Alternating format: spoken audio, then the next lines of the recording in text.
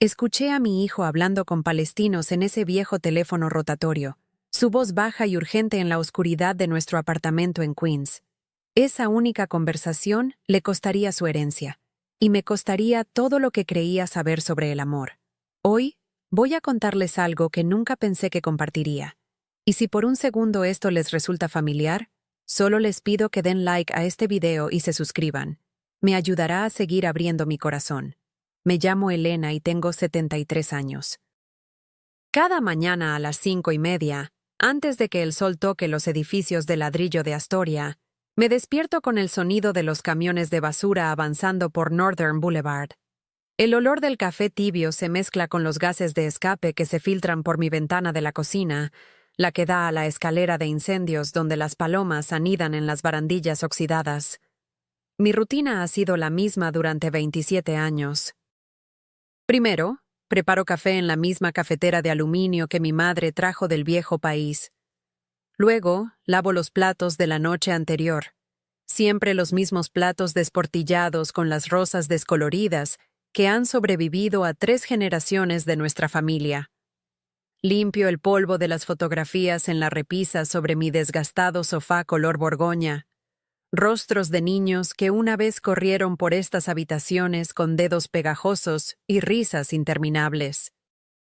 Pero ese martes por la noche en octubre, mientras ponía la mesa para la cena con esos platos familiares, sin esperar que nadie viniera a comer conmigo, sonó el teléfono. No el celular que mi hija me compró la Navidad pasada y que todavía me cuesta usar, sino el pesado teléfono negro rotatorio que está en la pequeña mesa junto a la ventana de mi dormitorio. El teléfono que ha sido testigo de 30 años de llamadas de cumpleaños, visitas a urgencias y confesiones susurradas en la oscuridad. Levanté el auricular, esperando quizás a Ruth del piso de abajo quejándose de la presión del agua otra vez. En cambio, escuché la estática crepitante de una llamada de larga distancia, y luego la voz de mi hijo David. Pero no me estaba hablando a mí, estaba hablando en árabe. Contuve la respiración, presionando el auricular más cerca de mi oído. Mi corazón martilleaba contra mis costillas mientras escuchaba palabras que no podía entender, pero la urgencia en su tono era inconfundible.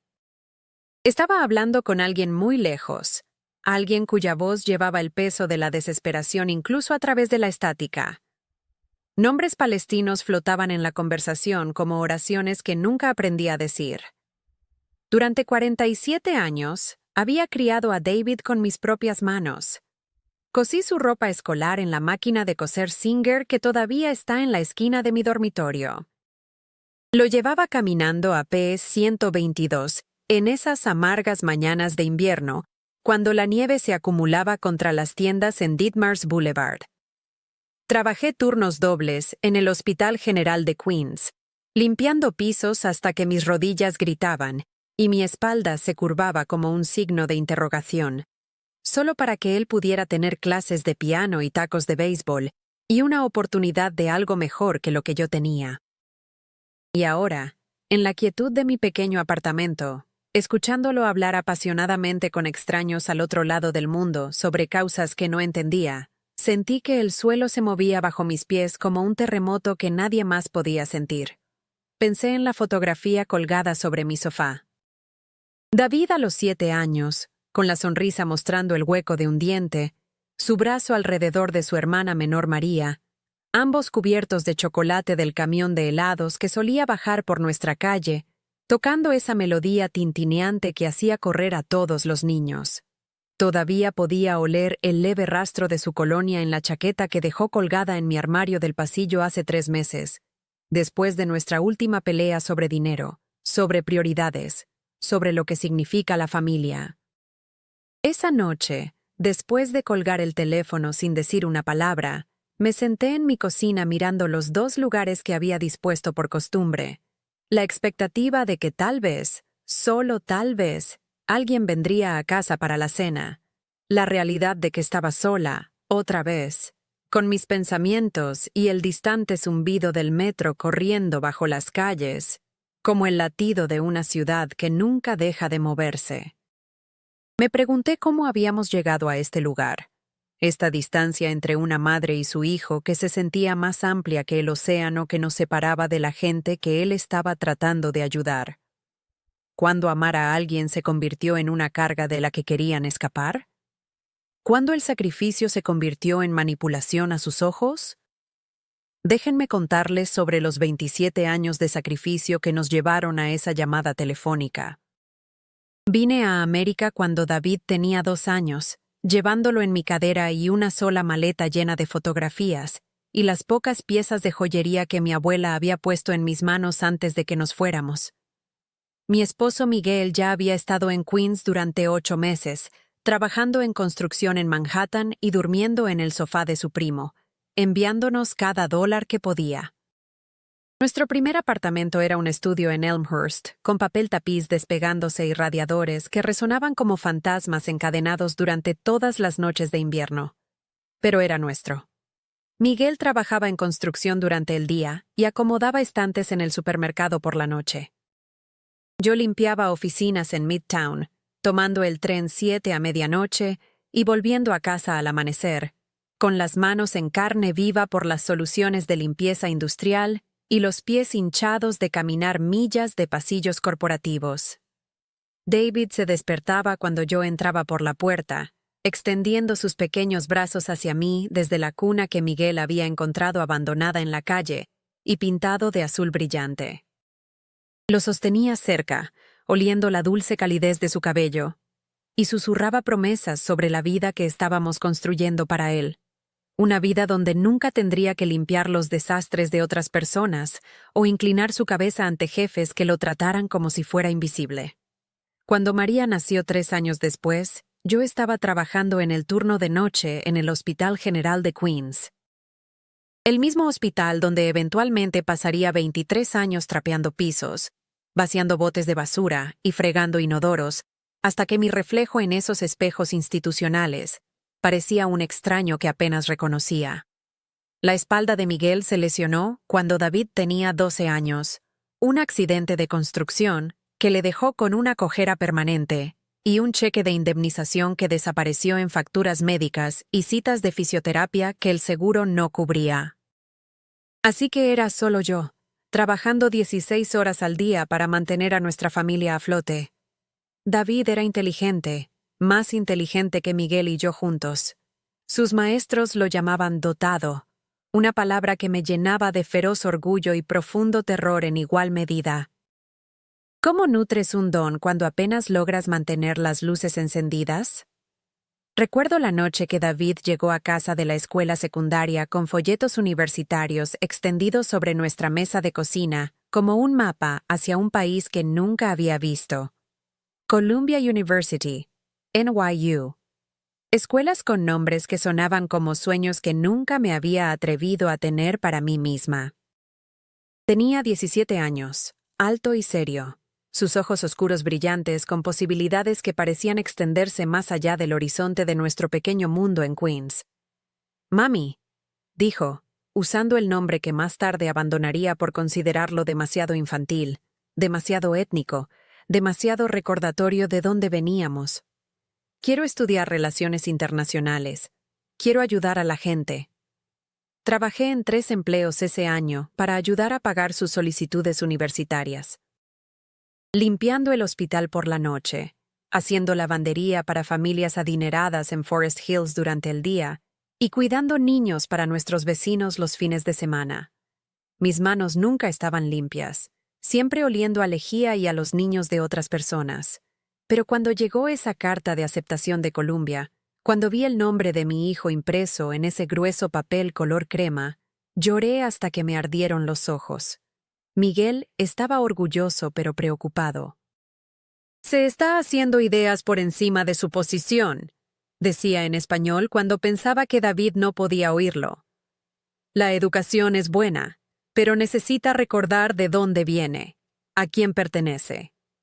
David se lanzó a sus estudios con una intensidad que me emocionaba y asustaba a la vez. Volvía a casa durante las vacaciones hablando de cosas que yo no podía entender. Política global, derechos humanos, movimientos de justicia social que abarcaban continentes.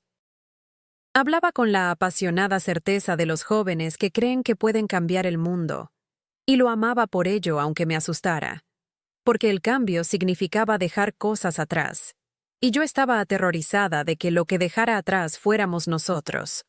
Durante su tercer año, David comenzó a traer a casa amigos cuyos nombres no podía pronunciar y cuyos padres eran profesores y diplomáticos, y personas que nunca habían limpiado un piso en sus vidas.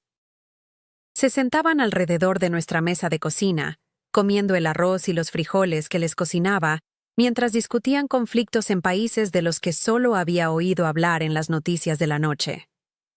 Fue entonces cuando lo escuché mencionar Palestina por primera vez, no como un lugar en un mapa, sino como una causa que parecía encender algo feroz y hermoso en sus ojos. Hablaba de ocupación y resistencia, de la obligación moral de estar con los oprimidos, de cómo los estadounidenses cómodos se alejaban de verdades incómodas que ocurrían en las tierras natales de otras personas. ¿Pero qué hay de tu propia tierra natal?, quería preguntarle. ¿Qué hay de la mujer que sacrificó todo para que pudieras tener el lujo de preocuparte por extraños al otro lado del mundo? En cambio, asentí y le serví más arroz, porque eso es lo que hacen las madres. Nos tragamos nuestros miedos y alimentamos los sueños de nuestros hijos, incluso cuando esos sueños parecen alejarlos de nosotros. Después de la universidad, David consiguió un trabajo en una organización sin fines de lucro en Manhattan que trabajaba en temas de derechos humanos internacionales. El salario era terrible, apenas lo suficiente para cubrir el alquiler de un pequeño apartamento en Brooklyn, que costaba más de lo que Miguel y yo gastábamos en todo nuestro presupuesto mensual. Así que, por supuesto, lo ayudé. ¿Qué madre no lo haría? Pagué su depósito de seguridad cuando no podía permitírselo. Le deslizaba dinero para la compra cuando sabía que no estaba comiendo nada más que fideos, ramen y orgullo. Cuando comenzaron los pagos de su préstamo estudiantil, tomé trabajo extra los fines de semana limpiando casas en Bayside para poder ayudarlo a manejar la deuda que amenazaba con aplastar sus sueños idealistas. «Es temporal, mami», me decía, usando el viejo término cariñoso cuando necesitaba algo. «Solo hasta que me establezca, solo hasta que la organización obtenga más financiación, solo hasta que las cosas mejoren». Pero las cosas nunca mejoraron. Se volvieron más complicadas. David comenzó a viajar por trabajo. Primero a conferencias en Washington, D.C. y Chicago, luego a lugares que sonaban como si solo existieran en titulares de periódicos. Jordania, Líbano, Egipto. Me llamaba desde terminales de aeropuertos a horas extrañas, su voz crepitante a través de conexiones internacionales que le costaban dinero que no tenía pero que gastaba de todos modos. «Estoy haciendo un trabajo importante, mami», decía. «Estoy documentando abusos de derechos humanos. Estoy dando voz a personas que han sido silenciadas». Y yo estaba orgullosa. Aterrorizada, pero orgullosa. Mi hijo, el niño que había llevado en mi cadera a través de la oficina de inmigración, estaba tratando de curar las heridas del mundo. ¿Cómo no iba a estar orgullosa? Pero el orgullo es una emoción complicada cuando viene con el precio de ser olvidado. Los cumpleaños comenzaron a pasar desapercibidos. El Día de la Madre se convirtió en una llamada telefónica apresurada si tenía suerte, un mensaje de texto si no la tenía. Cuando me operaron para extirpar cálculos biliares hace 2 años, David estaba en Ramallah documentando testimonios de familias cuyos hogares habían sido demolidos. María, ya adulta con hijos propios, tuvo que llevarme al hospital y sostener mi mano durante la recuperación. «Estás salvando al mundo, mamá», me dijo gentilmente cuando me quejé de su ausencia. «¿No es eso para lo que lo criaste?» Pero no lo crié para salvar al mundo. Lo crié para que se salvara a sí mismo, para construir una vida mejor que la que Miguel y yo podíamos darle. Y tal vez, egoístamente, esperaba que me salvara a mí también. De la soledad de ser la madre que sacrificó todo y recibió silencio a cambio. Las llamadas telefónicas se volvieron menos frecuentes pero más intensas. Cuando David llamaba, hablaba de su trabajo con una pasión que hacía temblar su voz.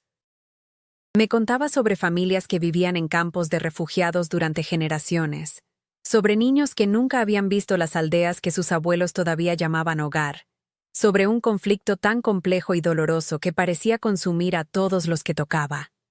«Me estoy enamorando de alguien», me dijo durante una de estas llamadas, hace unos 8 meses. Su nombre es Laila. Es abogada de derechos humanos. Es palestino-americana y es la persona más inteligente y valiente que he conocido. Debería haberme alegrado por él. Cualquier madre debería estar feliz de oír que su hijo ha encontrado el amor. Pero algo frío se instaló en mi pecho mientras describía a esta mujer que compartía su pasión por una causa que parecía alejarlo cada vez más de la familia que había hecho posible su pasión. «¿Cuándo la traerás a casa para que la conozcamos?», pregunté. Hubo una pausa, lo suficientemente larga para que oyera los sonidos del tráfico de fondo, la sinfonía urbana de una vida de la que yo no formaba parte. «Pronto, mami. Cuando las cosas se calmen un poco, cuando ella no esté tan ocupada con sus casos». Pero pronto nunca llegó. En cambio, las llamadas telefónicas se convirtieron en conversaciones sobre injusticia y activismo, sobre eventos de recaudación de fondos y marchas de protesta. Sobre todo excepto la mujer que lo había criado y la familia que lo extrañaba. Miguel comenzó a hacer comentarios amargos sobre nuestro hijo, importante, que estaba demasiado ocupado salvando a extraños como para visitar a sus propios padres. «¿Ha olvidado quién es?», decía Miguel, su voz cargada de decepción y algo que sonaba como duelo. «¿Ha olvidado de dónde viene?». María intentaba defender a su hermano, pero incluso ella comenzó a sonar tensa cuando hablaba de la ausencia de David en las reuniones familiares, sus llamadas telefónicas perdidas, la forma en que parecía existir en un mundo que no tenía espacio para las personas que lo habían amado primero. Fue Ruth de abajo quien primero plantó la semilla de duda que crecería hasta convertirse en la dolorosa realización que no quería afrontar. «Elena, cariño», me dijo una tarde mientras nos sentábamos en la escalera viendo a los niños de la familia dominicana de al lado jugar a la rayuela en la acera. «¿Cuándo fue la última vez que ese hijo tuyo preguntó por ti? Realmente preguntó, quiero decir. No solo cómo estás, sino qué estás pensando, qué necesitas, qué te haría feliz». Empecé a responder y me di cuenta de que no podía recordarlo. «Él llama», dije débilmente, «sobre sus problemas, sobre su trabajo, sobre lo que necesita de ti». La voz de Ruth era gentil pero inflexible. «¿Pero cuándo fue la última vez que llamó solo para escuchar tu voz?». Esa pregunta me persiguió durante semanas. Me encontré reproduciendo nuestras conversaciones, analizando las palabras que usaba, el tono de su voz, las cosas sobre las que preguntaba y las cosas que nunca mencionaba. Me di cuenta de que en algún momento nuestra relación se había convertido en una transacción unidireccional. Yo daba apoyo, ánimo, dinero, comprensión, perdón. Él tomaba lo que necesitaba y desaparecía de nuevo en su importante trabajo, su vida significativa, su búsqueda por salvar a todos, excepto a la mujer que lo había salvado primero. El punto de quiebre llegó en una fría noche de jueves en marzo. Había estado luchando contra la gripe durante una semana, con una fiebre que me dejó débil y mareada. María había estado pendiente de mí, trayéndome sopa y asegurándose de que tomara mi medicina, pero ella tenía su propia familia que cuidar, su propio trabajo exigiendo su atención. Llamé a David, esperando escuchar una voz familiar, tal vez incluso esperando que se ofreciera a venir a verme. El teléfono sonó 5 veces antes de que contestara, y cuando lo hizo, su voz estaba distraída, impaciente. «Hola, mami. Realmente no puedo hablar ahora. Estoy en una cena de recaudación de fondos para familias en Gaza. ¿Puedo llamarte mañana?» «He estado enferma», dije, odiando lo pequeña que sonaba mi voz. «La gripe. María ha estado cuidándome, pero solo quería escuchar tu voz». Oh, eso es malo. Asegúrate de beber muchos líquidos y descansar un poco. Escucha, realmente tengo que irme. Hay algunas personas importantes aquí con las que necesito hablar. Te llamaré este fin de semana, ¿de acuerdo? Pero no llamó ese fin de semana. Ni el siguiente. Fue entonces cuando comencé a prestar atención a las cosas que había estado tratando de no ver. La forma en que David solo llamaba cuando necesitaba algo. Dinero para un depósito de seguridad cuando se mudó a un mejor apartamento. Apoyo emocional cuando su trabajo se volvía abrumador. Comprensión cuando faltaba a otra reunión familiar por una conferencia o protesta o reunión que siempre era más importante que cualquier cosa que hubiéramos planeado. Comencé a sumar el dinero que le había dado a lo largo de los años. Los pagos de alquiler, el dinero para comida, la ayuda con préstamos estudiantiles, los gastos de viaje para sus viajes relacionados con causas. No era solo el dinero lo que dolía, aunque era lo suficientemente sustancial como para hacer que mi cabeza diera vueltas. Era la comprensión de que me había convertido en nada más que un recurso para ser aprovechado cuando fuera necesario, una fuente de apoyo incondicional que daba por sentado porque siempre había estado ahí. «Te está usando», dijo Miguel una noche mientras veíamos una película en la televisión, alguna vieja película de los 70 donde las familias realmente hablaban entre sí. «Está aprovechándose de tu amor». «No digas eso», respondí bruscamente, pero las palabras golpearon algo profundo y tierno, una herida que no había querido reconocer. «¿Cuándo fue la última vez que preguntó por mi salud?», continuó Miguel, su voz más triste que enojada. «¿Cuándo fue la última vez que recordó que existo?». No pude responder porque no podía recordarlo. Fue entonces cuando comencé a notar otras cosas. Como las publicaciones de David en las redes sociales, que María a veces me mostraba en su teléfono, estaban llenas de fotos de él en galas y conferencias. Siempre bien vestido, siempre rodeado de otros jóvenes profesionales, que parecía que nunca se habían preocupado por pagar el alquiler o elegir entre comestibles y medicinas. Su feed de Instagram era un catálogo de viajes internacionales, restaurantes elegantes y eventos relacionados con causas que claramente costaban más dinero que el salario sin fines de lucro, con el que afirmaba estar luchando. «¿De dónde saca el dinero para todo esto?», le pregunté a María una tarde, mientras desplazaba fotos de David en algún evento de etiqueta en Washington, D.C. María parecía incómoda. «Tal vez la organización paga los viajes, o tal vez Laila ayuda. Creo que viene de una familia adinerada». La realización me golpeó como un golpe físico. Mientras yo había estado escatimando y ahorrando para ayudar a mi hijo a manejar sus préstamos estudiantiles y gastos de manutención, él había estado usando esa seguridad financiera como base para construir una vida completamente diferente. Una vida con personas que compartían sus pasiones y su política. Personas que podían permitirse preocuparse por problemas globales porque nunca habían tenido que preocuparse por la supervivencia local. Yo estaba subsidiando su capacidad para ignorarme. Ese martes por la noche en octubre, cuando escuché su conversación telefónica en árabe, fue el momento en que finalmente entendí cuán lejos había viajado de la familia que había hecho posible su viaje. Estaba hablando con el tipo de urgencia íntima que recordaba de su infancia, cuando susurraba secretos con sus mejores amigos, sus cabezas juntas sobre cómics o tarjetas de béisbol. Pero estos no eran secretos infantiles. Esta era la voz de un hombre compartiendo sus compromisos más profundos con personas que lo entendían de maneras que su propia madre nunca podría. Después de colgar el teléfono, me senté en mi cocina durante casi 2 horas, mirando los 2 lugares que había dispuesto por tonta esperanza. El silencio en mi apartamento se sentía diferente esa noche, más pesado de alguna manera, como el peso de todas las conversaciones que deberíamos haber tenido, pero nunca tuvimos. Todas las preguntas que debería haber hecho, pero que estaba demasiado asustada para expresar. Pensé en los folletos universitarios extendidos sobre esta misma mesa 18 años atrás. sobre el joven que me había mirado con tanto amor y determinación, y prometido que su educación sería un regalo que todos compartiríamos.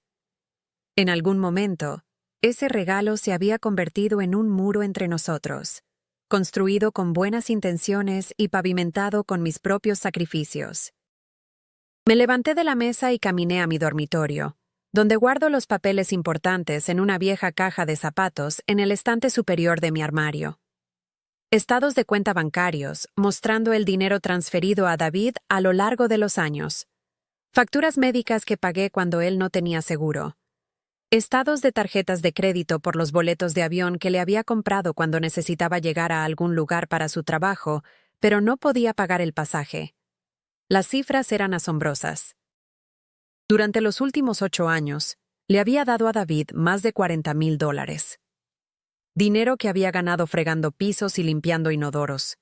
Dinero que había ahorrado comprando comestibles genéricos y usando ropa hasta que se deshacía. Dinero que había destinado a ser mi seguridad en la vejez. Había comprado su libertad para preocuparse por todos, excepto por mí. Esa noche, no pude dormir. Me quedé junto a la ventana de mi dormitorio mirando hacia Northern Boulevard, observando los autobuses nocturnos llevar a casa a las personas que trabajaban, mientras el resto de la ciudad dormía. Enfermeras terminando turnos nocturnos, guardias de seguridad dirigiéndose a casa para tomar unas pocas horas de descanso antes de su próximo trabajo, equipos de limpieza como los que solía integrar, personas invisibles que mantienen el mundo funcionando mientras todos los demás sueñan. Pensé en mis propios sueños, los que había dejado de lado para hacer posibles los sueños de David.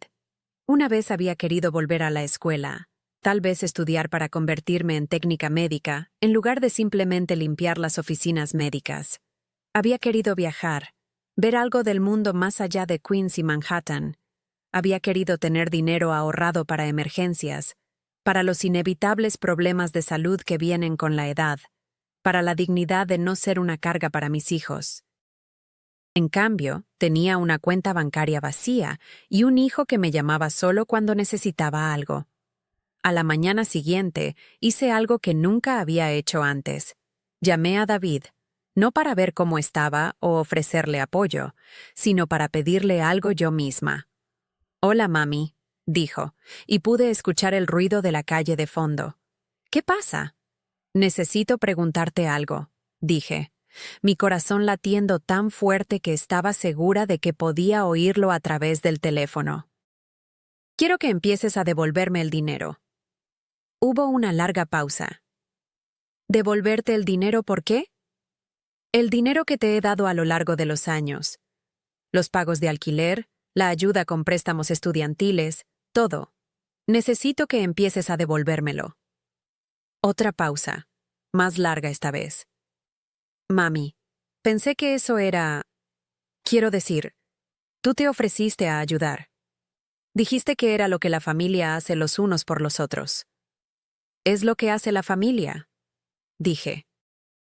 «Y ahora necesito que mi familia haga algo por mí. Pero sabes que no puedo permitirme devolverte el dinero ahora. Mi trabajo no paga mucho, y con los préstamos estudiantiles de Laila y el alquiler en Brooklyn».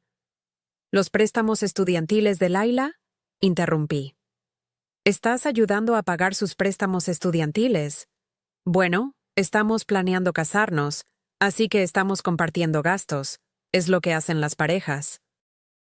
La manera casual en que lo dijo, la suposición de que por supuesto ayudaría a la mujer que amaba con sus cargas financieras, mientras descartaba su obligación con la mujer que había hecho posible su amor, me golpeó como una bofetada.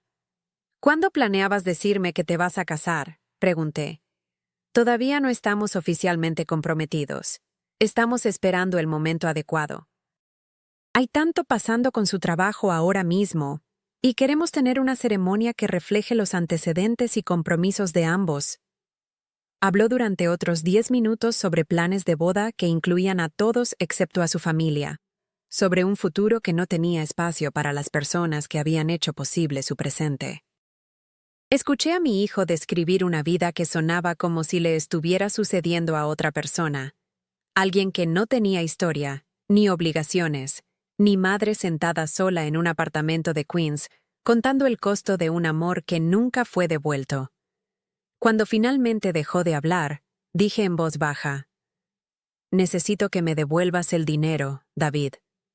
Tengo 73 años y necesito seguridad financiera. Necesito saber que los sacrificios que hice significaron algo más que solo darte la libertad de olvidar de dónde vienes». Mami, eso no es justo. No he olvidado nada. Solo estoy tratando de construir una vida que tenga sentido, que contribuya con algo al mundo. ¿Y qué hay de contribuir con algo a la mujer que hizo posible tu vida? Se quedó callado durante un largo momento. Luego dijo: «Veré qué puedo hacer. Pero ahora no es un buen momento. Tal vez después de que Laila termine su gran caso, o después de que pasemos esta campaña de recaudación de fondos para la organización». «Nunca es un buen momento, ¿verdad?», dije. «Siempre hay algo más importante que la familia que te apoyó». «Mami, por favor no hagas que esto se trate de elegir bandos. Sabes que te quiero. Sabes que estoy agradecido por todo lo que has hecho. Pero ahora tengo responsabilidades, compromisos que son más grandes que solo nuestra familia. Más grandes que la mujer que te crió. Más grandes que las personas que sacrificaron todo para que tuvieras el lujo de preocuparte por extraños». «No son extraños», dijo, y por primera vez en nuestra conversación, su voz transmitía una emoción real. «Son personas cuyos hogares han sido robados, cuyos hijos están creciendo sin esperanza. ¿Cómo puedes pedirme que les dé la espalda? No te estoy pidiendo que le des la espalda a nadie. Te estoy pidiendo que recuerdes que tienes una madre que está envejeciendo sola mientras tú salvas al mundo». Colgamos enojados, ambos heridos, y ninguno dispuesto a ceder. Pero algo fundamental había cambiado en esa conversación. Por primera vez en 8 años, le había pedido algo a David en lugar de solo dar. Y su respuesta me dijo todo lo que necesitaba saber sobre dónde estaba yo en su lista de prioridades. Esa tarde, llamé a mi banco y abrí una cuenta de ahorros separada. Una pequeña fortaleza de independencia que David ni siquiera sabría que existía. Comencé a calcular cuánto dinero podría ahorrar si dejaba de subsidiar su cruzada moral.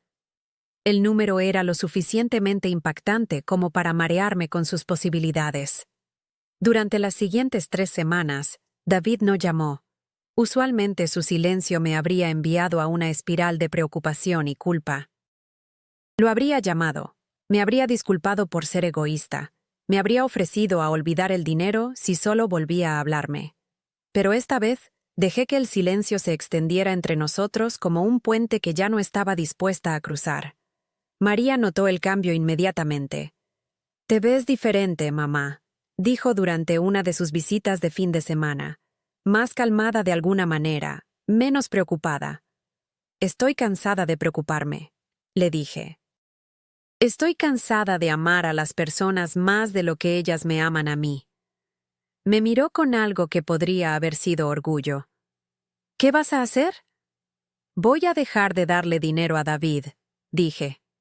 «Y voy a dejar de fingir que su negligencia es aceptable porque su causa es noble». «¿Y si se enoja?» «Entonces se enoja. He pasado 8 años gestionando sus emociones y subsidiando sus elecciones. Es hora de que maneje su propia vida». Ese fin de semana, hice algo que no había hecho en años. Me compré sábanas nuevas, unas azules suaves que se sentían como consuelo contra mi piel. Compré flores para mi mesa de cocina, narcisos amarillos brillantes que parecían pequeños soles. Hice la cena para una y disfruté cada bocado sin preguntarme si debería haber cocinado suficiente para un hijo que de todos modos no vendría a casa. Fue una pequeña liberación, pero se sentía como el comienzo de algo más grande. La llamada llegó un domingo por la noche 3 semanas después. La voz de David estaba tensa por el estrés y algo que sonaba como desesperación. «Mami, necesito pedirte un favor», dijo sin preámbulos. «La organización de Laila la está enviando a Ginebra para una conferencia de derechos humanos, pero solo pueden cubrir parte de los gastos de viaje. Necesitamos conseguir $1,500 para el viernes y ya hemos agotado nuestras tarjetas de crédito. Sentí el tirón familiar, el instinto materno de resolver los problemas de mi hijo, de allanar su camino y hacer que sus preocupaciones desaparecieran. Durante 26 años, ese instinto había gobernado cada decisión que tomé sobre David. Pero esta vez lo reconocí como la trampa que siempre había sido. No, dije simplemente. No, no te daré más dinero, David. Eres un hombre adulto con una carrera y una prometida. Resuélvanlo ustedes mismos. Mami, esto es importante. Esta conferencia podría cambiar toda la carrera de Laila. Tiene la oportunidad de presentar su investigación sobre desplazamiento y derechos de los refugiados a personas que realmente podrían hacer cambios en las políticas. Entonces ella debería encontrar la manera de pagarlo por sí misma. O tal vez tu organización debería priorizar el desarrollo profesional de sus empleados. O tal vez deberías pedirle ayuda a la adinerada familia de tu novia, ya que ya estás ayudándoles con sus obligaciones financieras. Así no es como funciona, dijo, y pude escuchar el borde de ira deslizándose en su voz. La familia de Laila tiene sus propias dificultades. Su padre ha estado sin trabajo durante meses debido a la discriminación en su campo, y la organización está haciendo un trabajo importante, pero siempre operan con un presupuesto muy limitado. Y yo estoy operando con un fondo de jubilación de conserje, dije. Pero de alguna manera siempre soy yo la que se espera que resuelva los problemas de dinero de todos los demás. Eres mi madre, dijo, como si eso explicara todo. Cuando yo tengo éxito, tú tienes éxito. Cuando hago una diferencia en el mundo, eso refleja cómo me criaste. ¿Lo hace? Porque cuando me ignoras durante meses, ¿qué refleja eso sobre cómo te crié? Estuvo callado durante un largo momento. Luego dijo, ¿en serio vas a castigarme por tratar de hacer del mundo un lugar mejor? No te estoy castigando por nada. Me estoy negando a subsidiar una vida que no tiene espacio para mí. Eso no es cierto. Sabes que te quiero. ¿Lo sé? ¿Cuándo fue la última vez que llamaste solo para hablar conmigo? ¿Cuándo fue la última vez que preguntaste por mi salud, mis preocupaciones, mi felicidad? ¿Cuándo fue la última vez que me trataste como una persona en lugar de como un cajero automático? Eso no es justo, dijo, pero su voz carecía de convicción. Lo que no es justo es un hijo que da por sentados los sacrificios de su madre, mientras prodiga atención a todos, excepto a la mujer que hizo posible su compasión. Colgamos de nuevo, esta vez con más dolor que ira entre nosotros. Pero sentí algo que no había experimentado en años, la extraña ligereza que viene de dejar una carga que no te dabas cuenta de que estabas llevando. Durante el mes siguiente, David probó varios enfoques para hacerme cambiar de opinión. Llamó a Miguel, esperando que su padre me convenciera de ser razonable. Reclutó a María para que abogara por él, pintándome como despiadada y egoísta por negarme a ayudar con causas importantes. Incluso intentó llamarme directamente varias veces, alternando entre la culpa y la manipulación, recordándome todos los sacrificios que estaba haciendo por la justicia social, insinuando que mi negativa a apoyarlo era de alguna manera una traición a mis propios valores. Pero algo había cambiado en mí permanentemente. Cada conversación solo reforzaba mi creciente comprensión de que David nunca me había visto como una persona completa, con mis propias necesidades, sueños y limitaciones. Yo era un recurso en su vida, valiosa por lo que podía proporcionar, pero no particularmente interesante como ser humano por derecho propio. La comprensión era dolorosa, pero también liberadora. Comencé a tomar decisiones diferentes. Me inscribí en una clase de cerámica en el Centro para Mayores de Astoria, algo que siempre había querido probar, pero nunca tuve tiempo cuando estaba trabajando en múltiples empleos para apoyar la educación y carrera de David. Mis manos, tan familiarizadas con trapeadores y soluciones de limpieza, descubrieron un tipo diferente de satisfacción al dar forma a la arcilla en un torno de alfarero. La instructora, una mujer amable llamada Patricia, que había sido profesora de arte de secundaria antes de jubilarse. Elogió mi natural sentido del medio. «Tienes manos fuertes», me dijo durante mi tercera sesión. «Manos que saben crear algo hermoso a partir de materias primas». Por primera vez en años, me sentí vista por algo más que mi disposición a sacrificarme. Volví a conectarme con Ruth del piso de abajo, cuya amistad había descuidado durante los años en que estaba demasiado exhausta por el trabajo y la preocupación por David para mantener relaciones con personas de mi edad. Ruth me presentó a su amiga Carmen, que era voluntaria en la despensa de alimentos local. Y Carmen me presentó a toda una red de mujeres que habían descubierto que la vida después de los 70 podía ser un tiempo de crecimiento en lugar de solo mantenimiento. Nos reuníamos para tomar café en el pequeño café dominicano de Roosevelt Avenue, compartiendo historias sobre hijos ingratos y maridos exigentes, y la peculiar libertad que viene con finalmente ponerse uno mismo primero. Estas mujeres entendían cosas sobre el sacrificio y la decepción que David, con toda su educación y conciencia global, no podía comenzar a comprender. Mi hija se mudó a California hace 15 años. Nos contó Carmen una tarde mientras nos sentábamos alrededor de una pequeña mesa cubierta con los restos de pastel de 3 leches y fuerte café cubano. Llama 2 veces al año, en el Día de la Madre y en mi cumpleaños, y pasa toda la conversación hablando de sus problemas. Su matrimonio, su trabajo, los problemas escolares de sus hijos.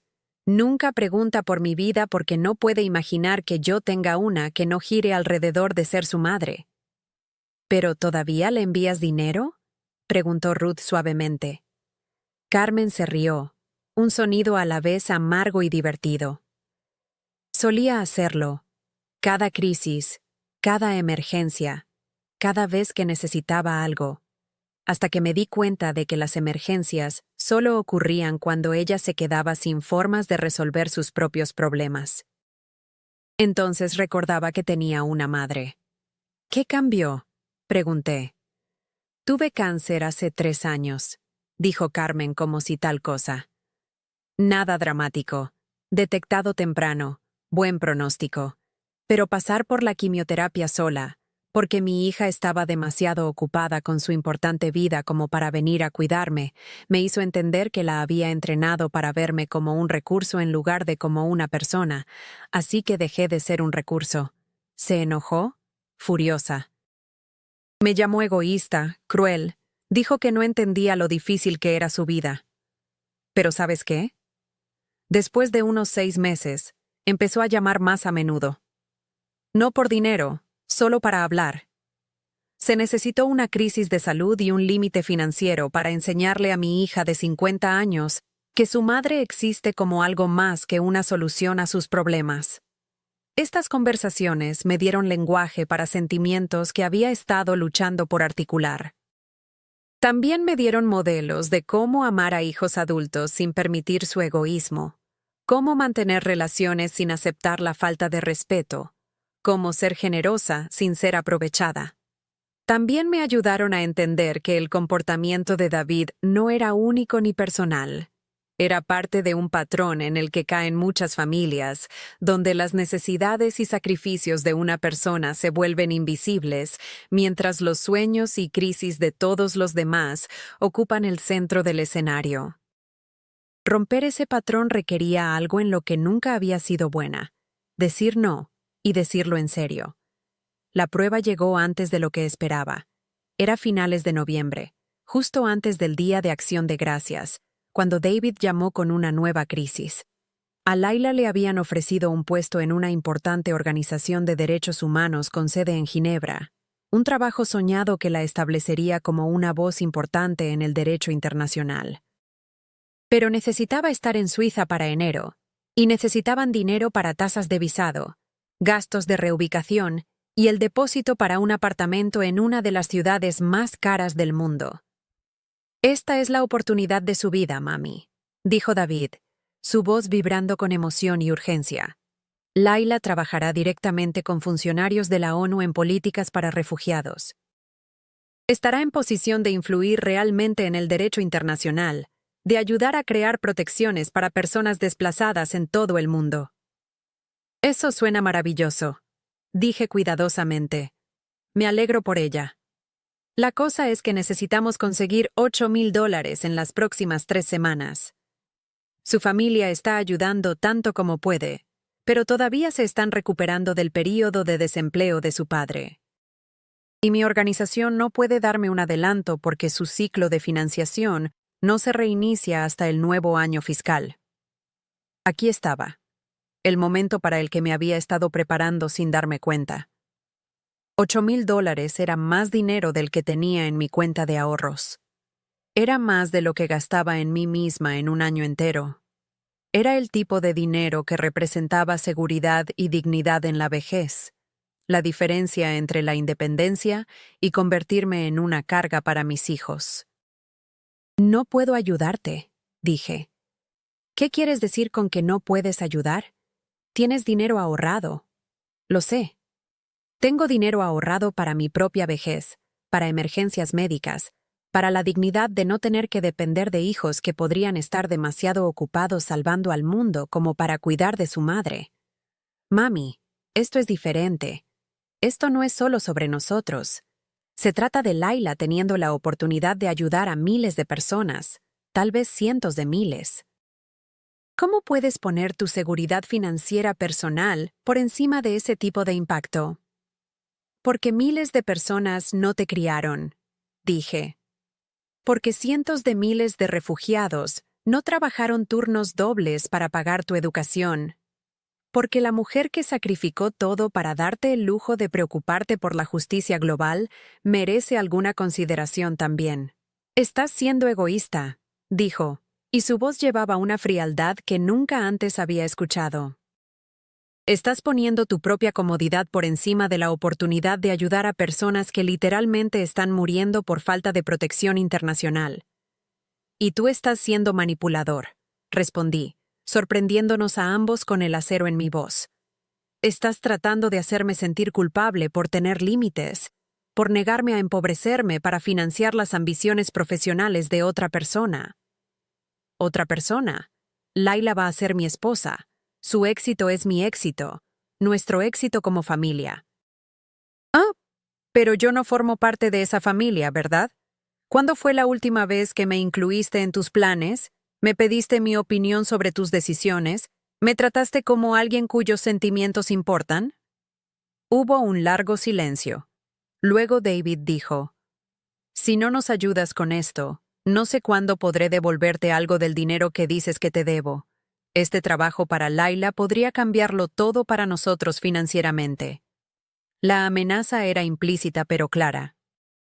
Ayúdanos ahora, o pierde cualquier esperanza de recuperar los $40,000 que ya has invertido en mis sueños. Entonces supongo que tendré que considerar ese dinero como el costo de aprender quién es realmente mi hijo, dije. Estás cometiendo un gran error, dijo David. Vas a lamentar esto por el resto de tu vida. Cuando Laila esté aceptando premios por su trabajo en derechos humanos, cuando estemos haciendo una diferencia real en el mundo, recordarás que podrías haber sido parte de algo importante, pero elegiste ser mezquina. Y cuando estés viviendo en Ginebra con tu importante esposa haciendo tu importante trabajo, dije, espero que recuerdes a la mujer que hizo posibles todas tus oportunidades, la mujer a la que solo llamabas cuando necesitabas algo. La mujer a la que desechaste por no ser lo suficientemente útil. Colgué el teléfono e inmediatamente comencé a llorar. No las lágrimas silenciosas de tristeza a las que estaba acostumbrada, sino los profundos y desgarradores sollozos del duelo. Estaba llorando la muerte de la relación que creía tener con mi hijo, la ilusión de que su amor era tan profundo e incondicional como el mío siempre había sido. Pero debajo del dolor había algo más. Alivio. El alivio de finalmente decir la verdad, de finalmente negarme a participar en mi propia disminución, de finalmente elegir la dignidad sobre la desesperada esperanza de que más sacrificio de alguna manera me ganaría el amor y respeto que nunca había recibido. A la mañana siguiente, llamé a María. Corté financieramente a David, le dije sin preámbulos, y creo que él me va a cortar emocionalmente a cambio. María estuvo callada por un largo momento. Luego dijo, ¿cómo te sientes con eso? Con el corazón roto, dije honestamente, pero también libre. Estoy orgullosa de ti, mamá, dijo. Ya era hora de que alguien en esta familia se enfrentara al egoísmo de David. ¿Crees que hice lo correcto? Creo que finalmente hiciste lo saludable. David ha pasado años aprovechándose de tu generosidad y tu culpa. Tal vez perder el acceso a tu dinero le enseña a valorarte por algo más que lo que puedes proporcionar. Pero no estaba segura de que David fuera capaz de ese tipo de aprendizaje. Las semanas previas a la Navidad fueron extrañas y dolorosas. Por primera vez en 8 años, no envié dinero a David para viajes de vacaciones. No me ofrecí a pagar regalos para Laila, ni a contribuir a cualquier causa que estuviera consumiendo su atención. Compré regalos para los hijos de María y para Miguel, y me compré algo que había querido durante años.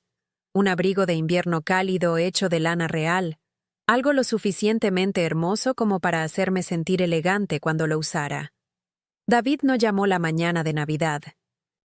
María me dijo más tarde que había publicado fotos en las redes sociales de alguna fiesta navideña con la familia de Laila.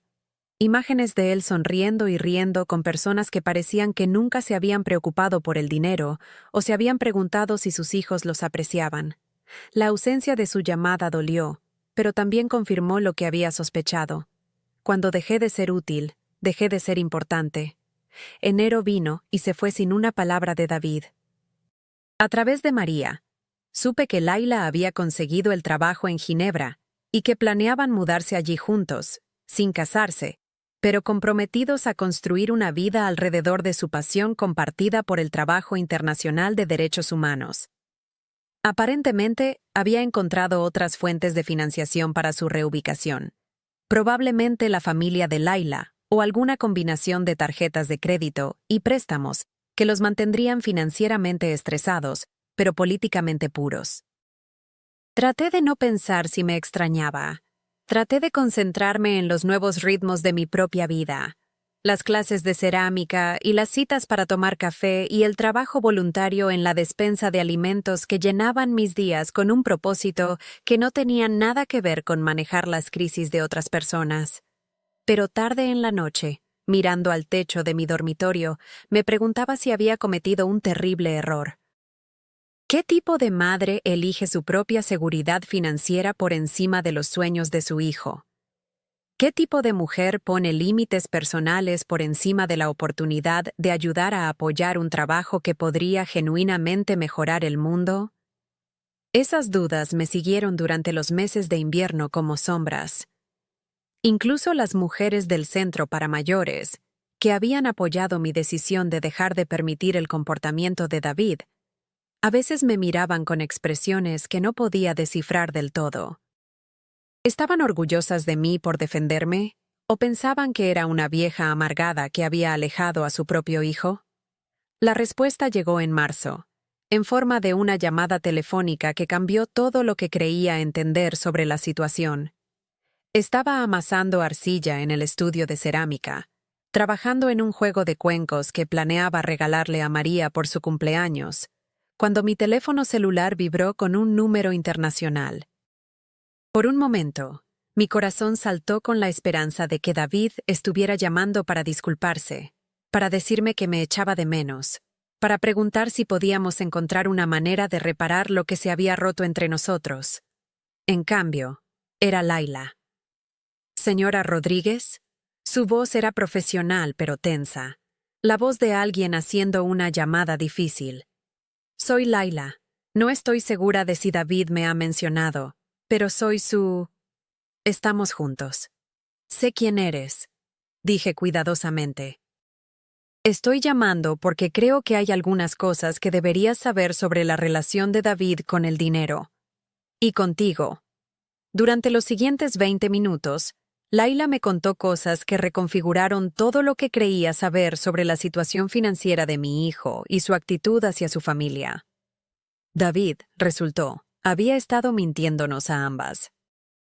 Mientras me decía que estaba luchando financieramente y necesitaba mi ayuda para sobrevivir, le había estado diciendo a Laila que su familia, particularmente su madre, era adinerada y había estado apoyando su trabajo activista por un compromiso compartido con la justicia social. Había pedido prestados miles de dólares a la familia de Laila, con el pretexto de que su madre eventualmente los reembolsaría, dinero que usó para financiar el estilo de vida de alguien más económicamente seguro de lo que su salario sin fines de lucro debería haber permitido. Ha estado viviendo en un estudio en Park Slope que cuesta $3,000 al mes, me contó Laila. Me dijo que tú le estabas ayudando con el alquiler, porque creías en su trabajo. Cuando dejaste de enviar dinero y no pudo hacer los pagos, me convenció de prestarle el dinero de mis ahorros. Dijo que era temporal, solo hasta que pudiera arreglar otra transferencia de su familia. Mis manos temblaban mientras la escuchaba describir la red de mentiras que David había construido para mantener su imagen tanto de activista luchador como de hijo devoto apoyado por padres amorosos. Pero eso ni siquiera es lo peor, continuó Laila. El mes pasado, lo escuché por casualidad al teléfono con alguien de su organización. Se estaba quejando de lo difícil que era manejar lo que llamaba obligaciones familiares. Dijo que su madre era emocionalmente manipuladora y usaba el dinero para tratar de controlar sus elecciones. Dijo que la parte más difícil de mudarse a Ginebra sería alejarse lo suficiente para que su familia no pudiera hacerlo sentir culpable por apoyarlos financieramente. La ironía era tan dolorosa que casi resultaba graciosa. Mientras yo había estado agonizando sobre si estaba siendo egoísta por negarme a apoyar los sueños de David, él se había estado presentando como víctima de mi manipulación financiera. Mientras yo había estado preocupada por si le estaba fallando como madre, él había estado posicionando nuestra relación como una carga de la que estaba ansioso por escapar. ¿Por qué me estás contando esto?, pregunté. Porque creo que mereces saber la verdad, y porque... Hizo una pausa, y pude escucharla eligiendo cuidadosamente sus palabras. Porque estoy empezando a ver un patrón en cómo David se relaciona con las personas que se preocupan por él. Todo es transaccional. Todo tiene que ver con lo que otras personas pueden hacer para apoyar su visión de sí mismo y su trabajo. No creo que sea capaz de un amor que no sirva a sus propios intereses. ¿Estás rompiendo con él? Ya lo hice. Por eso te estoy llamando. Quería que supieras que la cuestión del dinero, la cosa que se interpuso entre tú y David, nunca fue realmente sobre el dinero. Se trataba de su incapacidad para verte como una persona más que como un recurso. Y quería que supieras que elegirte a ti misma sobre sus exigencias no fue egoísta. Fue lo más saludable que podrías haber hecho. Después de colgar el teléfono, me quedé sentada en el estudio de cerámica durante otra hora, aparentemente trabajando en mis cuencos, pero realmente tratando de procesar lo que había aprendido. El alivio era enorme, pero complicado.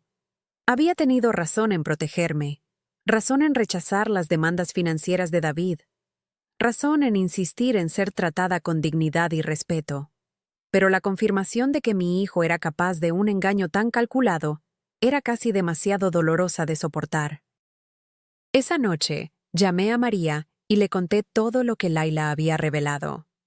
No puedo decir que me sorprenda, dijo María en voz baja. David siempre ha sido bueno presentando diferentes versiones de sí mismo a diferentes personas. Pero lo siento, mamá. Siento que te haya lastimado así. Ya no lo siento, me di cuenta mientras lo decía. Soy libre. La libertad, resultó, no era la ausencia de dolor, sino la presencia de elección. Por primera vez en 8 años, tenía control total sobre mi tiempo, mi dinero y mi energía emocional. La comprensión era embriagadora. Me inscribí en una clase de conversación en español, algo que siempre había querido hacer pero nunca tuve tiempo. Mi español se había oxidado con los años, desgastado por décadas de hablar principalmente inglés en el trabajo y en casa. Redescubrir mi primer idioma se sentía como reclamar una parte de mí misma que casi había olvidado que existía. Comencé a viajar, pequeños viajes al principio. Un fin de semana en Washington, D.C. para visitar los museos que siempre había querido ver. Una semana en Florida para visitar a la hermana de Miguel, a quien no había visto en 15 años porque nunca hubo dinero para viajes no esenciales. Cada viaje era una revelación, un recordatorio de que el mundo era más grande e interesante que el pequeño radio de obligación en el que había estado viviendo. Más importante, comencé a verme a mí misma de manera diferente. No como alguien cuyo valor dependía de ser útil para otros, sino como alguien con sus propios intereses, sus propias opiniones, su propio derecho a la felicidad y al respeto. El estudio de cerámica se convirtió en un lugar de meditación y creación. Patricia, la instructora, se convirtió en una verdadera amiga. Nos quedábamos después de clase para trabajar en proyectos personales, hablando sobre arte y política y la extraña liberación de descubrir nuevas formas de creatividad en la 7ª década de vida. «Tu trabajo tiene tanta emoción», me dijo Patricia una tarde mientras sacaba un jarrón terminado del horno. «Puedes ver la historia en cada pieza». Tenía razón. Los cuencos, jarrones y pequeñas esculturas que estaba creando llevaban el peso de 40 años de creatividad reprimida, de noches en las que había estado demasiado cansada para imaginar la belleza, de manos que solo habían conocido el trabajo y el servicio, aprendiendo a dar forma a algo puramente por la alegría de darle forma. El verano llegó con su opresiva humedad y los sonidos de niños jugando bajo el rocío de los hidrantes en Northern Boulevard. Compré un aire acondicionado para mi dormitorio, un pequeño lujo que me había negado durante años a favor de enviar ese dinero a David. El aire fresco se sentía como una bendición, como la manifestación física de poder priorizar mi propia comodidad. Fue en una noche particularmente calurosa en julio cuando David llamó. No reconocí el número al principio, otra conexión internacional crepitando con la distancia y mala recepción. Cuando escuché su voz, mi primer instinto fue colgar. Pero algo en su tono, una derrota que nunca había escuchado antes, me hizo permanecer en la línea. «Mami», dijo, y el viejo término cariñoso sonaba extraño después de meses de silencio. «Quería llamar y... quería hablar contigo». «Te escucho», dije cuidadosamente. Laila me dejó. Las palabras salieron apresuradamente, como si las hubiera estado conteniendo. Tomó el trabajo en Ginebra, pero rompió conmigo. Dijo que no sabía cómo amar a las personas, solo cómo usarlas. Esperé a que continuara, negándome a llenar el silencio con consuelo del que no estaba segura que mereciera. «Me dijo que te llamó. Me dijo lo que te dijo sobre el dinero y las mentiras». Su voz era pequeña, más joven de lo que la había escuchado sonar en años. Quería explicar. ¿Explicar qué? ¿Cómo me mentiste durante 8 años? ¿Cómo le dijiste a tu novia que yo era manipuladora y controladora? ¿Cómo me presentaste como la villana en la historia de tu vida mientras tomabas $40,000 de mi dinero para la jubilación? No fue así, dijo débilmente. Quiero decir, lo fue, pero no fue... No quise que fuera así. ¿Cómo quisiste que fuera? Hubo una larga pausa. No lo sé, dijo finalmente. Creo que solo quería que todos me vieran como independiente, como alguien que lo estaba logrando por sus propios méritos. Pero también necesitaba ayuda, y no sabía cómo pedirla sin sentir que estaba fallando. Así que mentiste en su lugar. Así que mentí en su lugar. La admisión sonaba como si le costara algo. A ti, a Laila, a mí mismo. Creé toda esta narrativa donde yo era esta persona noble sacrificándose por causas importantes, pero la verdad es que solo estaba asustado. Asustado de no ser lo suficientemente bueno, asustado de no poder cuidar de mí mismo, asustado de ser ordinario. Por primera vez en nuestra conversación, sonaba como el hijo que recordaba, El niño que solía confesarme sus miedos en la oscuridad de su dormitorio, que confiaba en que lo amaría incluso cuando no era perfecto. ¿Y ahora qué? Pregunté. ¿Todavía tienes miedo? Aterrorizado, dijo. Tengo 30 años, y no sé cómo tener una relación que no esté basada en lo que puedo obtener de otras personas. No sé cómo amar a alguien sin resentirlo por no satisfacer todas mis necesidades. No sé cómo estar agradecido sin sentirme atrapado. ¿Qué quieres de mí, David? Quiero empezar de nuevo. Las palabras salieron en voz baja, tentativamente. Quiero aprender a ser tu hijo en lugar de solo alguien que toma cosas de ti. Quiero devolverte todo, incluso si me lleva 10 años. Quiero llamarte porque te extraño, no porque necesite algo. Quiero ser la persona que me criaste para ser, en lugar de la persona en que me convertí. Sentí algo moverse en mi pecho, un aflojamiento de la ira y el dolor que había estado llevando durante meses.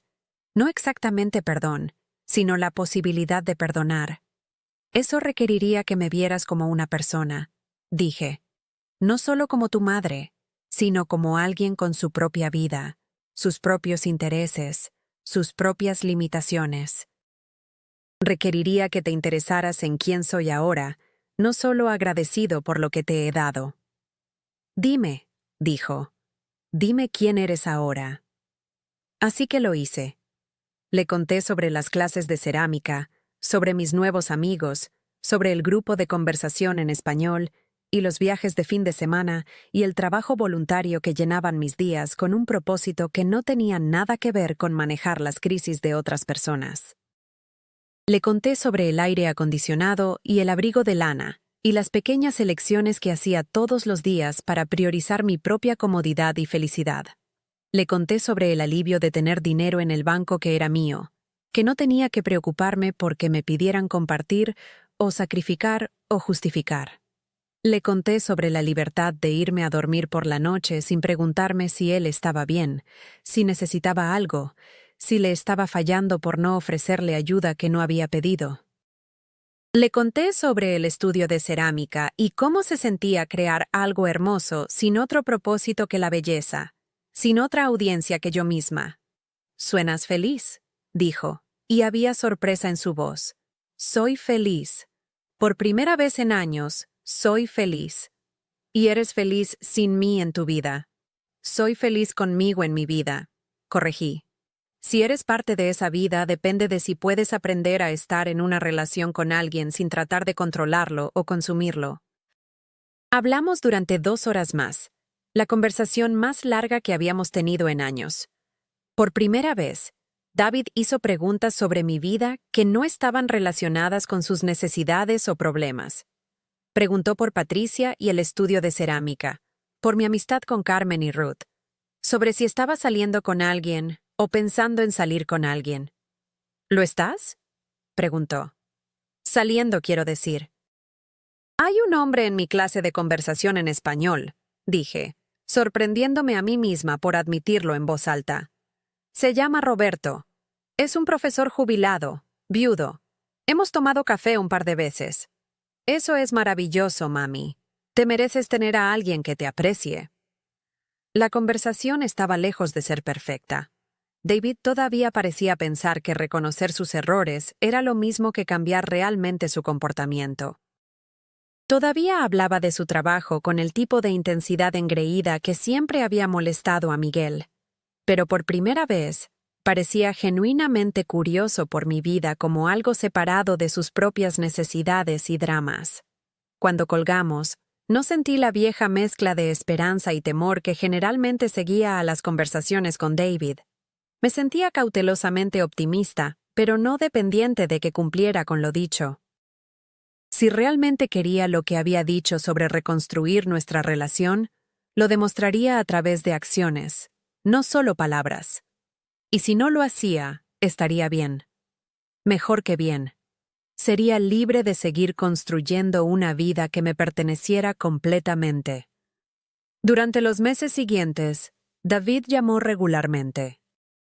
No con crisis o peticiones de dinero, sino con actualizaciones sobre su nuevo trabajo enseñando inglés en Berlín, sus sesiones de terapia, sus intentos tentativos de construir relaciones basadas en reciprocidad, en lugar de extracción. Enviaba pequeñas cantidades de dinero cuando podía, $20 o $50 a la vez, un reconocimiento simbólico de su deuda más que ningún reembolso significativo.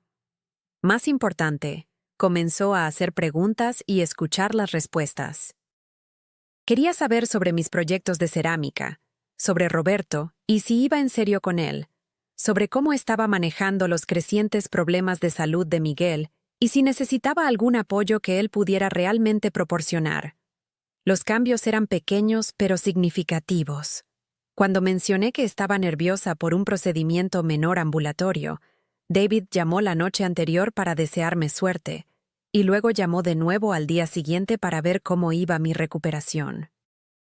Cuando le dije que estaba considerando adoptar un gato, pasó 20 minutos ayudándome a pensar en las consideraciones prácticas en lugar de darme una conferencia sobre la superpoblación global de animales domésticos. «Eres diferente», le dije durante una de nuestras conversaciones. «Más presente de alguna manera». «Estoy tratando de aprender a estar en relaciones en lugar de solo usarlas», dijo. «Es más difícil de lo que pensaba. Sigo descubriéndome tratando de manejar las emociones de otras personas o esperando que ellas manejen las mías». «¿Qué cambió?» «Perder a todos los que me importaban», dijo simplemente. «Perder a Laila, perderte a ti, darme cuenta de que había alejado a cualquiera que realmente me amaba en favor de personas que solo admiraban mi trabajo o me encontraban útil. No quería pasar mi vida rodeado de personas que solo me valoraran por lo que podía hacer por ellas, pero eso es todo lo que sabía cómo ser para otras personas. ¿Y ahora? Ahora estoy tratando de aprender a amar a las personas sin necesitar que sean nada más que quienes son. Cómo estar agradecido sin sentirme atrapado. Cómo recibir apoyo sin sentir resentimiento hacia la persona que lo proporciona. ¿Cómo va eso? Algunos días mejor que otros. Pero creo que finalmente me estoy convirtiendo en alguien que realmente me gusta, en lugar de solo alguien que pensé que otras personas deberían admirar. Era progreso, lento e imperfecto, pero real. David todavía vivía en Europa, todavía trabajaba en derechos humanos, todavía apasionado por causas que me parecían abstractas. Pero había comenzado a entender que su pasión por salvar al mundo no lo excusaba de las obligaciones básicas de amar a las personas que habían hecho posible su pasión.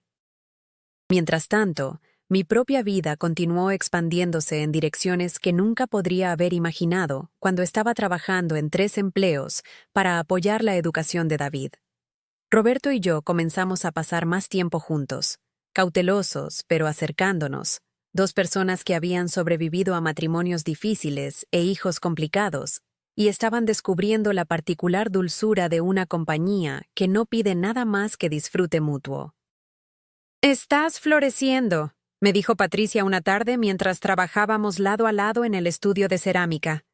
«Pareces alguien que acaba de descubrir que tiene permitido querer cosas para sí misma». Tenía razón. A los 74 años, estaba aprendiendo deseos que no me había permitido tener durante décadas. Quería viajar a México y ver los lugares que mi abuela había descrito en las historias que contaba cuando yo era pequeña. Quería tomar una clase de cocina y aprender a hacer algo más aventurero que el arroz y los frijoles que habían sostenido a mi familia durante 30 años. Quería comprar arte para mi apartamento, arte real hecho por artistas locales, en lugar de solo las fotografías e imágenes religiosas que habían decorado mis paredes durante décadas. Sobre todo, quería seguir descubriendo quién era cuando no estaba definida enteramente por mis relaciones con otras personas, cuando no estaba sacrificando cada oportunidad de crecimiento en favor de manejar las crisis de otras personas. La prueba final de la transformación de David llegó en diciembre, casi 2 años después de que nuestra relación implosionara por la oportunidad laboral de Laila. La salud de Miguel había estado declinando gradualmente, el daño acumulado por décadas de labor física finalmente alcanzándolo. Necesitaba cirugía para reparar una hernia que se había vuelto peligrosamente complicada, y la recuperación requeriría varias semanas de cuidadoso monitoreo y asistencia.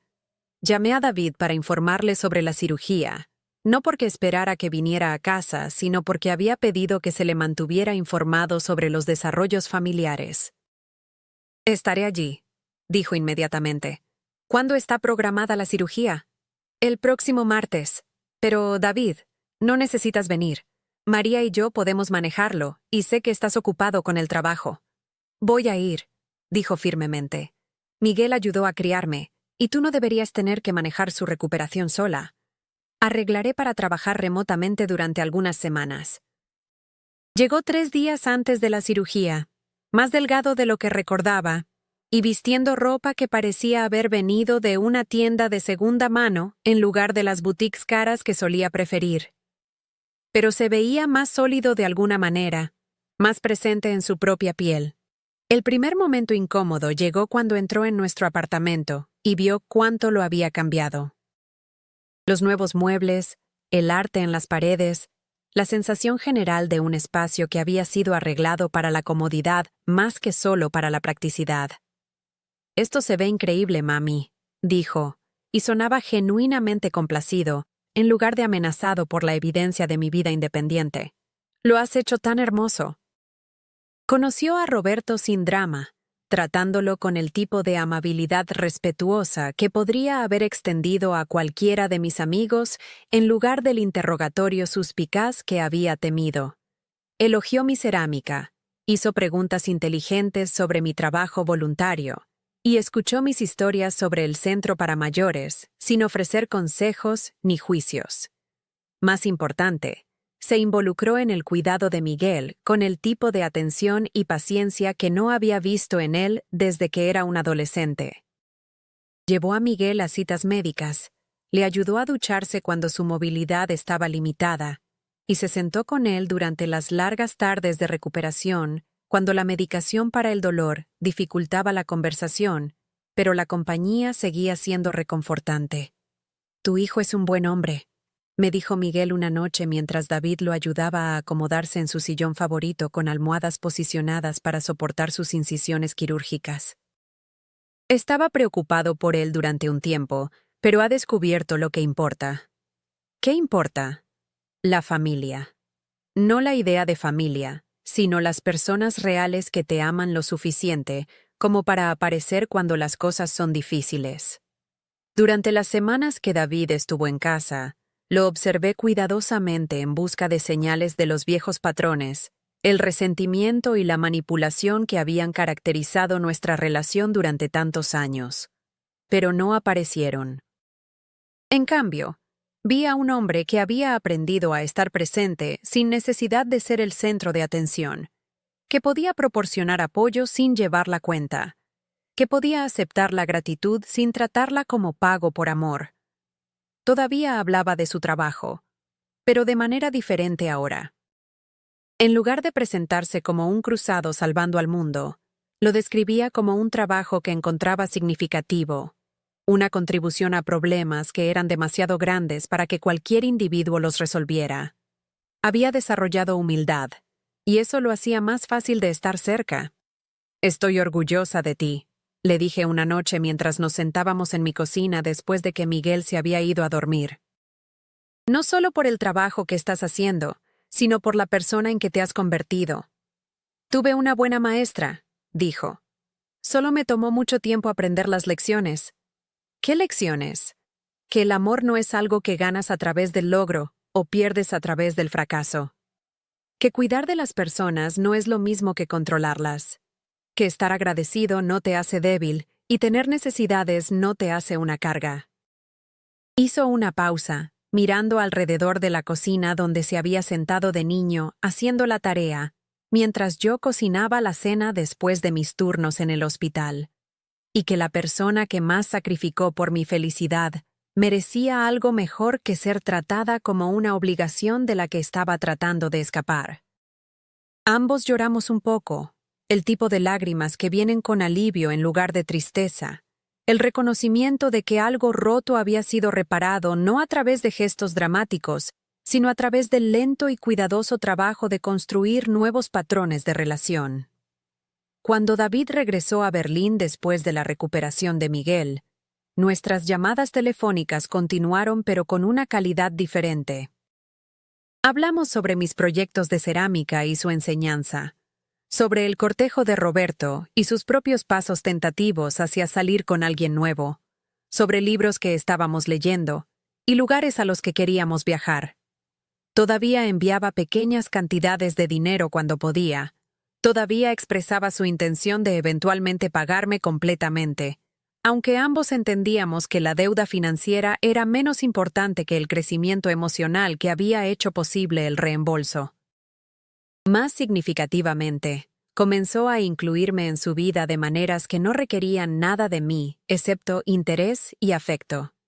Enviaba fotos de su pequeño apartamento en Berlín, de la escuela donde enseñaba, de viajes de fin de semana con amigos que parecían disfrutar genuinamente de su compañía más que solo de su utilidad. Pedía consejos sobre conflictos laborales y decisiones de relación, tratando mis opiniones como valiosas en lugar de obstáculos para su independencia.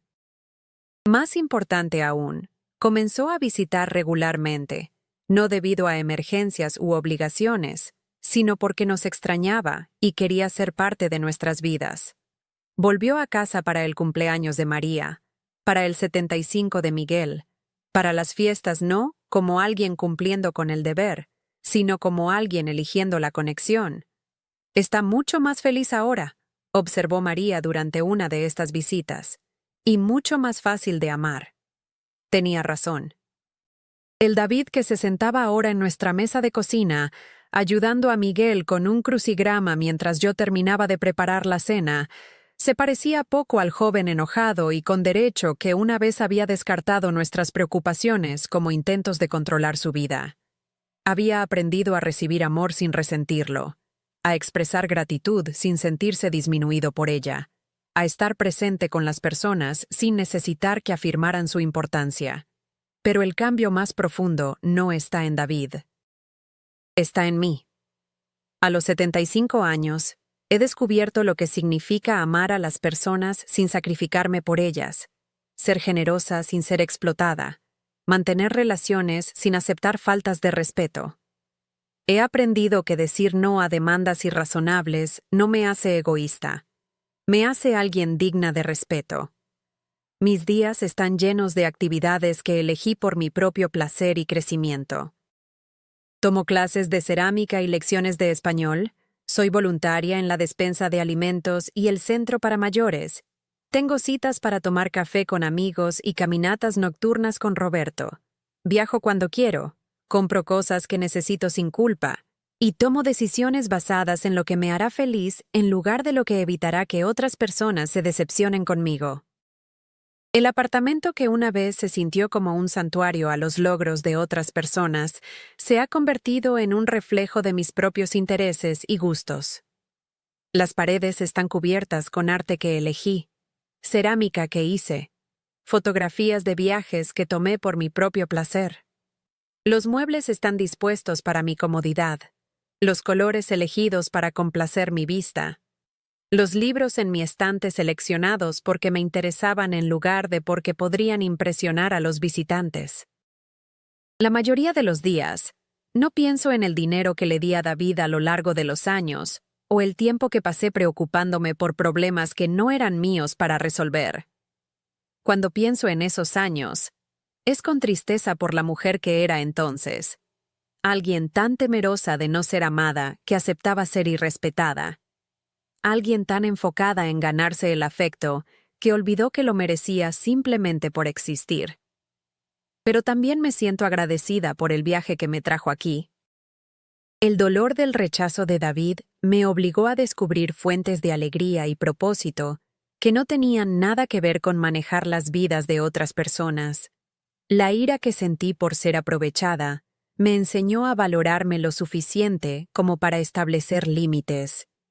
La soledad de ser abandonada emocionalmente por alguien por quien había sacrificado todo me llevó a construir relaciones basadas en el respeto mutuo en lugar de dar unilateralmente. Pienso en la mujer que era a los 70, agotada y resentida, trabajando en múltiples empleos para subsidiar los sueños de un hijo que apenas reconocía mi existencia. Pienso en las noches que pasé acostada despierta preguntándome qué había hecho mal, por qué mi amor no era suficiente para ganarme el respeto básico de ser vista como una persona completa en lugar de solo un recurso para ser aprovechado cuando era necesario. Esa mujer no podría haber imaginado la vida que tengo ahora. No podría haberse imaginado a sí misma inscribiéndose en clases de arte, o planeando viajes, o teniendo la confianza para terminar conversaciones con personas que la trataban mal. No podría haber visualizado un mundo donde su felicidad importaba tanto como la de todos los demás, donde sus necesidades eran tan válidas como las necesidades de las personas que amaba. La transformación no ocurrió de la noche a la mañana. Requirió meses de práctica en elegirme a mí misma, en decir no sin explicar ni disculparme, en creer que mi comodidad y dignidad merecían ser protegidas. Requirió aprender a tolerar la decepción de otras personas cuando me negaba a sacrificar mi propio bienestar por su conveniencia, pero fue posible. A una edad cuando la mayoría de las personas asumen que sus patrones fundamentales están establecidos en piedra, descubrí que todavía podía crecer, todavía cambiar, todavía convertirme en alguien que genuinamente me gustaba y respetaba. El mes pasado, David me envió una foto de su nuevo apartamento en Berlín. Está saliendo con una profesora alemana llamada Anna, que parece apreciarlo por quién es más que por lo que puede hacer por ella. Están hablando de matrimonio, de construir una vida juntos basada en la asociación, más que en el tipo de intensidad dramática que caracterizó su relación con Laila. Ella me hace querer ser una mejor persona, escribió en el correo electrónico que acompañaba la foto. No porque lo exija o me manipule para hacerlo, sino porque estar cerca de alguien que se ama a sí misma me hace querer amarme a mí mismo también. Entiendo lo que quiere decir. El amor que viene de un lugar de respeto propio crea espacio para que otras personas crezcan hacia sus mejores versiones. El amor que viene de la desesperación o el miedo crea solo obligación y resentimiento. Roberto y yo estamos hablando de mudarnos juntos, combinando nuestros recursos y nuestras vidas en una asociación construida sobre el disfrute mutuo en lugar de la necesidad. Ambos somos lo suficientemente mayores para saber lo que queremos y lo suficientemente seguros para pedirlo. Ambos somos financieramente independientes y emocionalmente estables, buscando compañía en lugar de rescate. Me encanta lo feliz que estás, me dijo la semana pasada mientras trabajábamos juntos en mi cocina, preparando la cena para amigos que venían a ver mi última exposición de cerámica. Te ríes como alguien que genuinamente disfruta de su propia vida. Realmente disfruto de mi propia vida. Por primera vez en décadas, me despierto por la mañana curiosa sobre lo que traerá el día en lugar de ansiosa por las llamadas que podría recibir o los problemas que podría esperarse que resuelva. Hago planes basados en lo que me interesa en lugar de lo que otros necesitan de mí. Gasto dinero en cosas que me traen placer sin calcular si ese dinero podría ser necesario para la crisis de alguien más. He aprendido que es posible amar profundamente a las personas sin hacer de su felicidad tu responsabilidad. Es posible ser generosa sin ser explotada, ser solidaria sin ser utilizada, ser cariñosa sin ser consumida. El estudio de cerámica se ha convertido en mi santuario, el lugar al que voy para crear algo hermoso sin otra razón que la alegría de crearlo. Mis manos, que pasaron 40 años limpiando los desastres de otras personas y manejando las necesidades de otros, han descubierto la particular satisfacción de dar forma a la arcilla, en formas que existen solo para complacer el ojo y el tacto de quien las encuentra. Patricia sugirió recientemente que solicitara una muestra en la galería local, una exposición colectiva con obras de artistas mayores de 70 años. La idea me aterroriza y me emociona en igual medida. A mi edad, desarrollar una nueva identidad como artista se siente a la vez audaz y natural. la extensión lógica de finalmente reclamar espacio para mi propio crecimiento y expresión. ¿Por qué no?, le dije. He pasado suficientes años escondiendo mi luz bajo los arbustos de otras personas. Tal vez es tiempo de dejarla brillar. Ayer fue mi cumpleaños 75. David llamó desde Berlín para desearme feliz cumpleaños y agradecerme por las lecciones que finalmente tiene edad suficiente para apreciar. María organizó una pequeña fiesta con mis amigos del estudio de cerámica y del centro para mayores, personas que me conocen como Elena la artista, Elena la voluntaria, Elena la mujer que elige la alegría sobre la obligación. Roberto me dio un hermoso collar que él mismo diseñó y elaboró. Una pieza de joyería hecha específicamente para mí en lugar de comprada en una tienda. Miguel, con su salud muy mejorada, me presentó un álbum de fotos que había reunido de nuestra familia a través de los años, pero con una diferencia. Había elegido fotos que me mostraban como el centro de atención, en lugar de siempre en el fondo sirviendo a otros. «Mira a esta mujer», dijo señalando una foto mía en la boda de María hace 5 años. «Es hermosa y fuerte, y merece ser celebrada». Miré la fotografía y vi algo que había perdido en ese momento: mi propio resplandor, la manera en que brillaba de orgullo y amor mientras veía a mi hija bailar con su nuevo esposo. Siempre me había enfocado en otras personas en las fotos familiares, viéndome a mí misma solo como un personaje secundario en las historias de otras personas.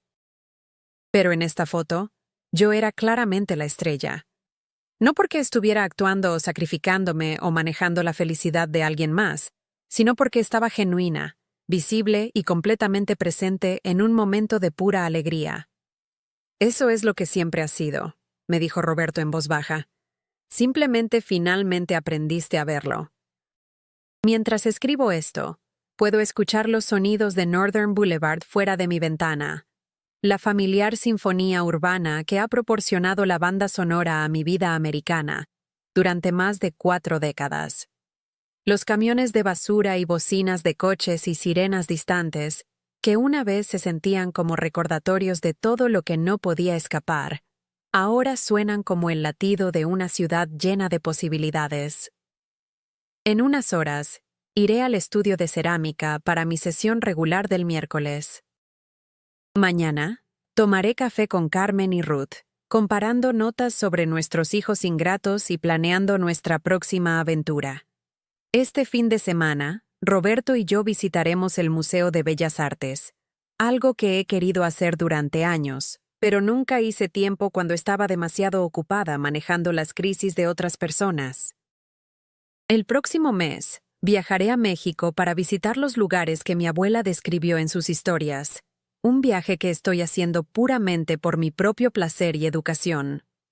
David se ha ofrecido a contribuir al costo, no porque necesite su dinero, sino porque quiere ser parte de mi felicidad en lugar de solo un drenaje de mis recursos. Así es como se ve la libertad a los 75, una vida organizada alrededor de la alegría en lugar de la obligación, relaciones basadas en el respeto mutuo en lugar del sacrificio unilateral, días llenos de actividades elegidas por el crecimiento y el placer en lugar del deber y el miedo. Me tomó 7 décadas aprender que el amor no es algo que ganas a través del sacrificio o pierdes a través de los límites. El amor real celebra tu felicidad, respeta tus límites y quiere que florezcas como persona completa, en lugar de solo existir como un recurso para los sueños de otras personas. Pienso en todas las mujeres de mi edad que todavía están atrapadas en los patrones de los que escapé, todavía creyendo que su valor depende de su utilidad, todavía aceptando faltas de respeto porque tienen miedo de estar solas. Quiero decirles lo que aprendí, que nunca es demasiado tarde para elegirte a ti misma, nunca es demasiado tarde para exigir el respeto que mereces, nunca es demasiado tarde para construir una vida que te pertenezca enteramente. Los años que me quedan son míos. No para gastarlos ganando un amor que nunca recibiré o manejando problemas que no son mi responsabilidad, sino para vivirlos plena, auténtica y alegremente. Quiero ver montañas y océanos, crear arte que refleje mi visión de la belleza, construir relaciones basadas en la igualdad en lugar de la explotación. Quiero morir sabiendo que pasé mis últimas décadas viviendo para mí misma después de pasar las primeras 7 viviendo para todos los demás. ¿Alguna vez te has encontrado en una relación donde tu amor se medía solo por tu disposición a sacrificarte? ¿Alguna vez has amado a alguien tanto que olvidaste que merecías amor a cambio? ¿Alguna vez has descubierto que decir no a demandas irrazonables te convirtió en alguien digno de respeto en lugar de alguien que merecía castigo? Cuéntame tu historia en los comentarios a continuación. Comparte tu propio viaje del sacrificio al respeto propio, de la permisividad al empoderamiento, de ser útil a ser valorado. Y si esta historia ha tocado algo verdadero en tu propia experiencia, por favor da like a este video y suscríbete a este canal. Tu apoyo me ayuda a seguir compartiendo historias que necesitan ser escuchadas, historias sobre el valor particular que se necesita para elegirte a ti mismo cuando todos los demás esperan que desaparezcas en sus necesidades. Porque esta historia no es solo mía. Pertenece a cada persona que alguna vez ha confundido el amor con el sacrificio, cada padre que ha permitido el egoísmo de sus hijos, cada persona que ha descubierto que establecer límites no es cruel, es la base de todo respeto y afecto genuinos. El sol se está poniendo ahora detrás del horizonte de Queens, pintando el cielo en tonos de naranja y rosa, que me recuerdan por qué las puestas de sol son más hermosas que los amaneceres. Las puestas de sol llevan la sabiduría del día, la satisfacción de horas bien empleadas, la anticipación pacífica del descanso que se ha ganado a través de vivir plenamente. Levanto mi taza de té vespertino a todos nosotros que hemos aprendido, finalmente y para siempre, que somos dignos del amor que siempre hemos dado tan libremente a otros. Somos dignos de respeto, de consideración, de relaciones que nos nutran en lugar de agotarnos. Somos dignos de felicidad. Y nunca es demasiado tarde para reclamarla.